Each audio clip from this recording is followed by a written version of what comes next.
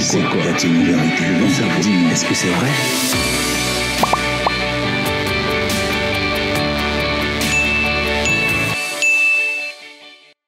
Chers amis, nous sommes encore là ce soir pour vous apporter une information capitale sur le plan doctrinal. La fois passée, nous vous avions annoncé des grands événements qui auront lieu sur notre plateforme à partir de notre rubrique « La parole libérée ». Aujourd'hui encore, nous sommes là pour aborder un autre sujet qui est aussi un sujet fondamental et capital dans la Bible. Il s'agit des baptêmes. Un singulier pluriel parce qu'il y a plusieurs types de baptêmes. C'est pour cela que j'ai dit les baptêmes, comme j'aurais pu dire aussi le baptême. Mais je tiens à préciser que dans la Bible, il y a plusieurs types de baptêmes. Il y a le baptême connu régulièrement appelé le baptême d'eau. Il y a le baptême du Saint-Esprit. Il y a le baptême de lumière. Nous allons faire un éclairci sur tous ces baptêmes-là, mais ce n'est pas aujourd'hui. Nous allons nous atteler sur le baptême d'eau. Pourquoi? Parce que le baptême d'eau est le premier élément fondamental après que l'homme est cru. Après la nouvelle naissance, le premier acte qu'un homme qui a cru à Yeshua HaMashiach doit poser, c'est de prendre son baptême. Ça n'a pas de lien, mais c'est une exigence scripturaire. C'est-à-dire, c'est Yeshua HaMashiach qui a dit que celui qui a cru, qu'il se fasse baptiser. Ça n'a pas de lien avec le salut. C'est pour cela qu'il faut faire la part des choses. Un homme baptisé n'est pas forcément un homme sauvé, et un homme sauvé aussi peut ne pas être baptisé. On peut apporter les preuves. La preuve qu'il y a un bandit à la croix qui est allé au ciel avec Yeshua et il n'a pas été baptisé. C'est pour vous dire qu'il ne faut pas faire la confusion de notions. Le baptême d'eau, dans notre christianisme, est un symbole qui est fort en matière de pratique. Dans les Écritures, il y a des faits que nous constatons aujourd'hui dans les églises. Les gens confondent le baptême et le salut. Les gens font d'abord croire aux croyants qu'il a une maîtrise de la connaissance biblique avant de prendre son baptême.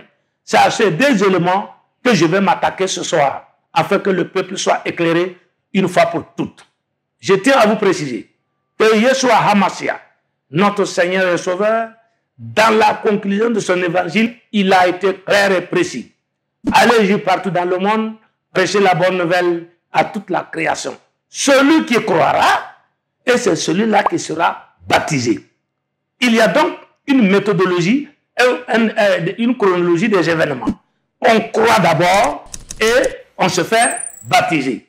Nous constatons sur le terrain que non seulement il y a des individus qui ne croient pas, mais qu'on prétend les avoir baptisés, on ne sait pas par quelle magie, l'individu qui n'a pas cru et qu'on baptise, il est semblable à un fou que la pluie a mouillé. C'est pour cela que nous, on vous dit, ou vous prenez la spiritualité au sérieux, ou vous pensez que c'est un amas de plaisanterie. Comme nous croyons sincèrement que le royaume de Dieu existe, l'évangile du salut est vrai, et que Yeshua HaMashiach est notre sauveur, nous vous appelons à suivre de façon simple et de façon méthodique ce qui va suivre.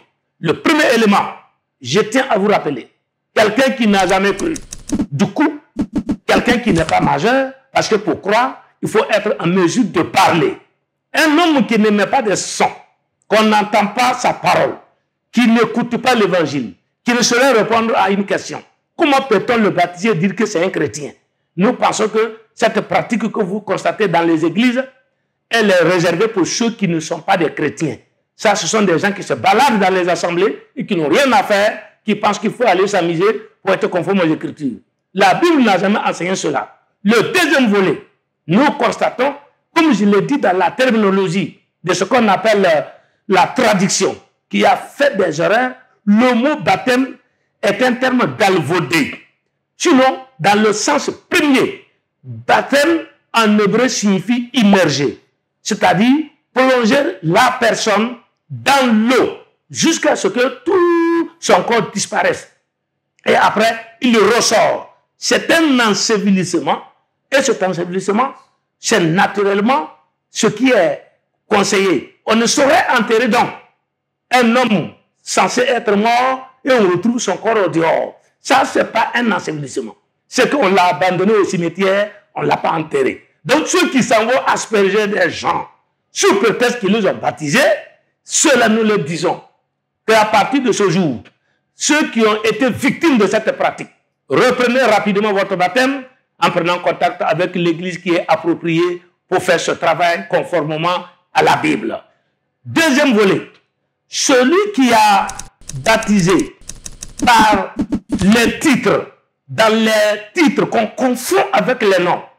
Monsieur Salam est un journaliste, mais ce n'est pas mon nom, monsieur le journaliste. Le titre de père, de fils et de Saint-Esprit dans lesquels certaines congrégations dites chrétiennes, je précise mon mot, dites chrétiennes, sinon elles ne le sont pas, autrement elles n'auraient pas baptisé des gens dans les titres. On dit vous baptisez à mon nom et non pas à mes titres. Donc le baptême se fait dans le nom du Sauveur. La preuve, celui qui doit chasser les démons, pourquoi il ne le chasse pas au nom du Père, au nom du Fils et au nom du Saint-Esprit? Et là, il devient subitement intelligent. Le démon est vaincu au nom de Jésus. Mais pour baptiser le croyant, c'est au nom du Père, au nom du Fils, au nom du Saint-Esprit. J'ai envie de leur demander le nom du Père de qui? Ça, c'est aussi le français, hein, c'est aussi simple. La Bible, il y a la spiritualité, mais il y a aussi la littérature. Le Fils, c'est le nom de qui? Le Saint-Esprit, c'est le nom de qui? Ce sont des attributs.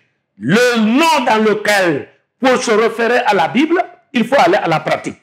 Dans les évangiles, le premier jour où il y a eu lieu la Pentecôte, nous sommes dans le livre des Actes au chapitre 2 jusqu'au chapitre 3, vous verrez de façon limpide, après le discours glorieux, le discours de l'apôtre Pierre, après que le peuple ait reçu le Saint-Esprit, il a dit ouvertement aux gens que tous ceux qui sont là, qu'ils croient, qu'ils soient baptisés au nom de Yeshua HaMashiach. Je précise les noms.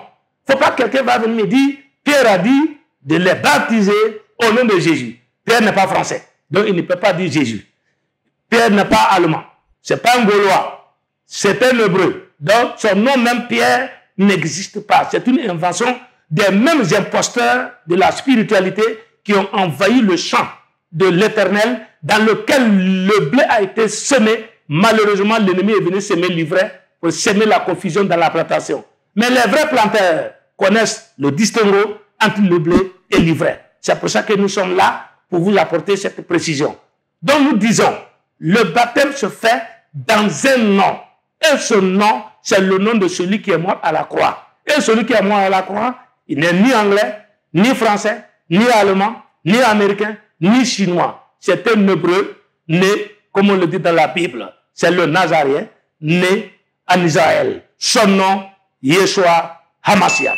Tout baptême, je précise, qui n'utilise pas ce nom, il est d'abord faux dans la forme, faux dans le fond, et même lui qui fait le baptême est un faussaire. Parce que ignorer le nom de ton sauveur, c'est venir semer le trouble dans la plantation d'autrui. C'est pour ça que nous invitons tous les croyants sincères à se repentir rapidement et automatiquement. Je tiens à le dire, parce qu'il y a beaucoup de choses dans ce sujet. Dans le baptême, il y en a qui donnent des cours d'enseignement pendant des mois avant d'interroger le candidat au baptême, comme si c'était un concours de la fonction publique. En matière de spiritualité, il n'y a pas de concours, il y a une confession de foi. Dès lors que la personne croit, on la baptise.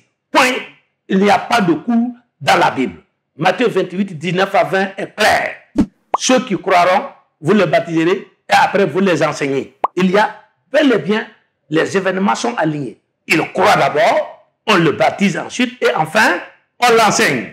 Vous voyez les événements. Et il y a des gens qui veulent inverser la mission du Seigneur. Ils enseignent avant de baptiser. D'autres même baptisent les non-croyants. Et on l'appelle, il y a même des baptêmes confirmés. Je ne sais pas par qui. Voilà, ça c'est du banditisme spirituel. Ça n'a rien de fondamental et ce n'est pas scripturaire. Nous disons à tous les croyants de la terre que nous sommes là pour vous apporter ces précisions. Le deuxième cas que je vais évoquer dans le baptême, quand nous rentrons dans les Écritures, un homme venu de l'Éthiopie, lisant la Bible, nous sommes dans le livre des Actes, l'eunuque éthiopien. Quand il rencontra l'évangéliste Philippe, sur la route qui lui prêcha l'évangile. Au fur et à mesure qu'il progressait, quand il découvrit de l'eau, il posait une question fondamentale à l'évangéliste Philippe. Mais Philippe, voici de l'eau. Qu'est-ce qui empêche que je sois baptisé? Et Philippe lui dit, si tu crois, alors le baptême est possible. On dit les deux descendirent dans l'eau et il fut baptisé. Philippe fut enlevé par le Saint-Esprit, tandis que l'Éthiopien continuait son chemin en chantant la gloire parce qu'il venait de poser l'un des premiers actes fondamentaux de la foi chrétienne, à savoir le baptême. C'est pour dire quoi?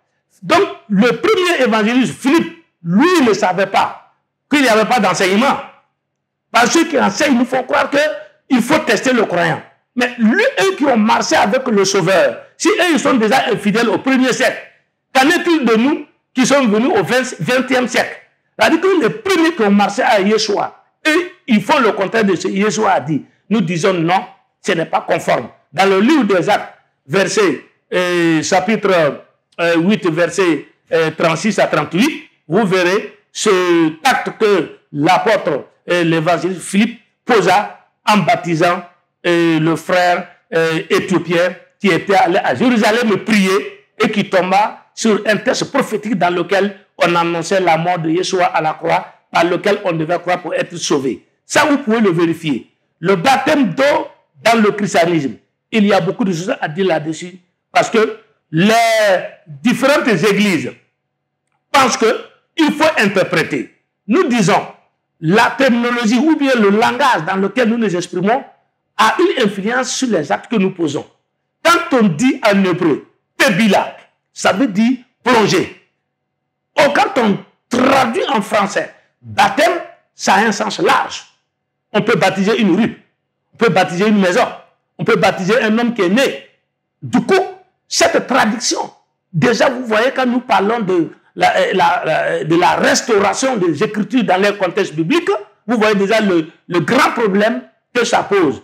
Quelqu'un qui prend le mot baptême au sens simple, il peut dire non, le baptême a plusieurs sens, je peux appliquer ce que je veux.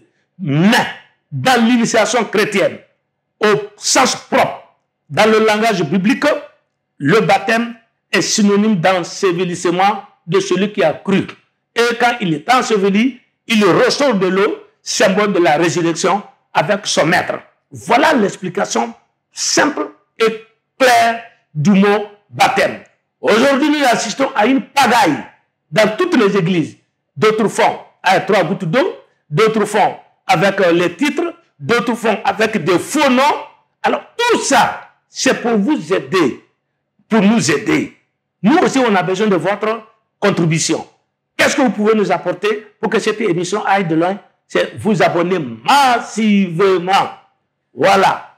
Quand vous cliquez sur YouTube, l'église de Yeshua, vous suivrez les émissions et ainsi de suite, vous verrez ce que ça va donner. Moi, je vous rappelle, votre serviteur, je serai toujours prêt pour apporter ma modeste contribution à la construction de l'homme spirituel. À partir des canaux que nous utilisons, vous avez vous avez la possibilité de partager aussi également tout ce que vous découvrirez sur notre plateforme, parce que notre mission essentielle, la cible, notre souhait, ce que les croyants de tous bords sachent qu'il y a trop de choses, trop de pagailles dans le christianisme aujourd'hui, et il nous faut absolument apporter de la lumière pour que le peuple de Dieu soit sûr qu'il est sur la bonne voie. Je l'ai dit dans l'introduction, en matière de spiritualité, il n'y a pas d'à peu près. Ou on est dans le vrai, ou on est dans le faux. Le jeu de hasard n'existe pas là-bas. Si ton baptême est faux, tout est faux. Si ta foi est fausse, tout est faux. Il ne faut pas dire non, le baptême là, c'est pas bien grave. C'est un ordre du Seigneur. Il dit quiconque croit qu'il se fasse baptiser. Si tu ne te fais pas baptiser dans le vrai nom et dans la vraie formule, parce qu'il y a beaucoup de choses. Il y a le nom qui est primordial et il y a la formule. Le nom, c'est celui qu'on doit invoquer, c'est celui qui a cru. C'est Yeshua HaMashiach. Je répète, quiconque n'a pas eu un tel baptême, qu'il sache qui n'a jamais été baptisé. Par conséquent, son baptême est à reprendre dans le vrai nom. Deuxième moment, l'immersion. C'est une obligation, une eau profonde dans laquelle le baptême est fait. Parce que, selon l'Écriture, c'est un modèle d'ensevelissement. C'est-à-dire, on enterre comme le Maître a été enterré et il est ressuscité. Le chrétien est appelé à suivre les traces de son Seigneur. Cet ordre, ça fait partie des doctrines fondamentales de l'Église. La Bible n'est pas un livre qu'on doit lire comme un livre de littérature. Il y a d'abord un esprit qui accompagne ceux qui doivent interpréter. Et il y a aussi des gens qui pensent qu'il faut savoir lire et puis ça suffit. Non, il y a d'abord plusieurs types d'écriture. Quand c'est la parabole, ça fait appel à l'explication de la parabole. Quand c'est clair, on n'a pas besoin d'une explication parce que c'est aussi clair comme l'eau de roche. On ne cherche pas à tordre le sang des Écritures pour le plaisir de qui que ce soit. Notre mission, c'est ça. Chers amis qui nous suivez, chers amis qui avaient l'habitude de nous suivre, nous comptons sur vous pour que cette mission réussisse à travers notre rubrique « La parole libérée ». Comme je l'ai dit tantôt, l'emprisonnement de la parole date du 3e siècle jusqu'à nos jours. Ils n'ont pas hésité à crucifier le porteur de la parole lui-même. Ce n'est pas sa parole qu'ils n'ont pas attaqué. Mais comme le dit, pour conclure avec ce passage biblique, et j'ai toujours aimé ça, Zacharie 14, 7. Il y aura un temps où il ne fait ni jour, ni nuit. Mais vers le soir, la lumière apparaîtra. Cette lumière est apparue et elle apparaît maintenant pour vous apporter des précisions. Soyez bénis, soyez rassurés que nous sommes disponibles, soyez dans le nom de notre Seigneur. Et comme je l'ai dit, n'oubliez pas de cliquer sur YouTube et l'église de Yeshua et vous avez l'émission préférée. Shalom, shalom.